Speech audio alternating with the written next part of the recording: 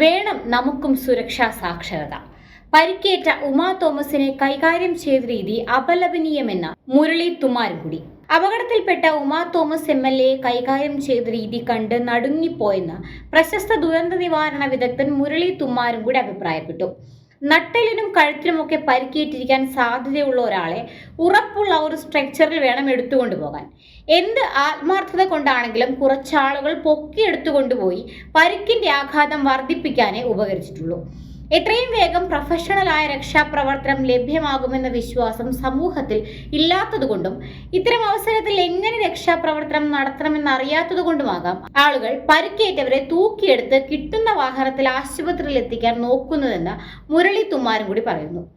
മുരളി തുമ്മാരുംകുടിയുടെ കുറിപ്പ് ഇങ്ങനെ തുടരുന്നു.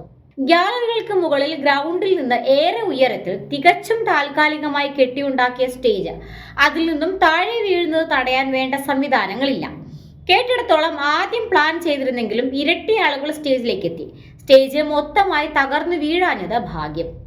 അപകടമുണ്ടായത് വളരെ അരക്ഷിതമായ സാഹചര്യം കൊണ്ടാണെങ്കിലും അപകടത്തിൽപ്പെട്ട ആളെ കൈകാര്യം ചെയ്ത രീതി കണ്ട് പിന്നെയും നടുങ്ങി. നട്ടലിനും കഴുത്തിനുമൊക്കെ പരിക്കേറ്റിരിക്കാൻ സാധ്യതയുള്ള ഒരാളെ ഉറപ്പുള്ള ഒരു സ്ട്രക്ചറിൽ വേണം എടുത്തുകൊണ്ടുപോകാൻ. അങ്ങനെയുള്ള ഒരാളെ എന്ത് ആത്മാർത്ഥത കൊണ്ടാണെങ്കിലും കുറച്ചാളുകൾ പൊക്കിയെടുത്തു കൊണ്ടുപോകുന്നത് പരിക്കിന്റെ ആഘാതം വർദ്ധിപ്പിക്കുകയുള്ളൂ.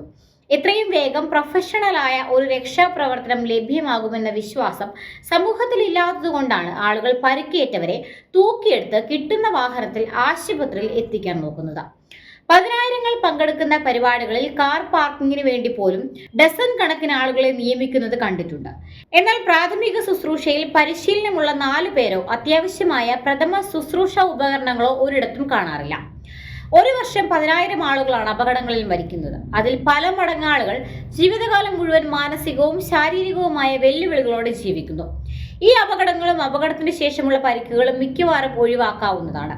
നമ്മുടെ സമൂഹത്തിൽ ഒരു സുരക്ഷാ സാക്ഷരതാ പദ്ധതിയുടെ സമയം അതിക്രമിച്ചു കഴിഞ്ഞു. കലൂർ സ്റ്റേഡിയത്തിൽ സംഭവിച്ച ഈ അപകടം ഇനിയെങ്കിലും അധികാരികളുടെ കണ്ണുകൾ തുറപ്പിക്കാൻ ഇടവരട്ടെ. ഇതുപോലുള്ള പരിപാടികൾക്ക് അനുമതി നൽകുമ്പോൾ സുരക്ഷാ ക്രമീകരണങ്ങൾ പരിശോധിച്ച് ഉറപ്പുവരുത്തിയതിനു ശേഷം മാത്രമേ പരിപാടി നടത്തുവാനുള്ള അനുമതി നൽകാവൂ. അല്ലെങ്കിൽ ഇതുപോലുള്ള അത്യാഹിതങ്ങൾ ഇനിയും തുടർന്നുകൊണ്ടിരിക്കും എന്ന കാര്യത്തിൽ ഒരു സംശയവും വേണ്ട.